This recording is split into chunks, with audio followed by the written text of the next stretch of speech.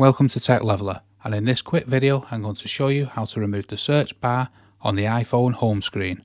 As you can see it here on the bottom of the iPhone screen, when you click it, it brings up the search box.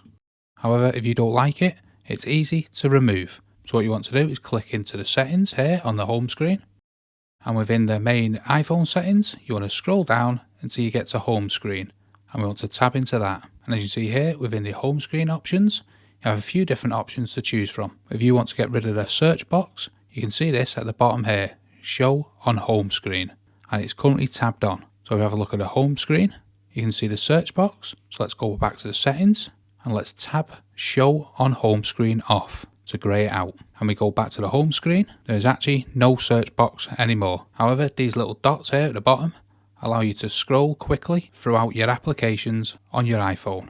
And you can do that by clicking on the dots and swiping your finger to the left or right, and this will quickly move throughout your applications. However, if you ever want to search on your iPhone, that search box is still there. What you want to do is press on the home screen about halfway up and then swipe your finger downwards, and this will bring up the same search box as you had before. If you ever want to bring it completely back to the home screen as it was before, you can head back to the home screen options within the settings and tab back on show on home screen. Now we've tabbed that back on, when we go back to the home screen, as you can see, that search box is now back. I hope you found that video helpful, and if you did, smash the like, smash the subscribe, and thanks for watching.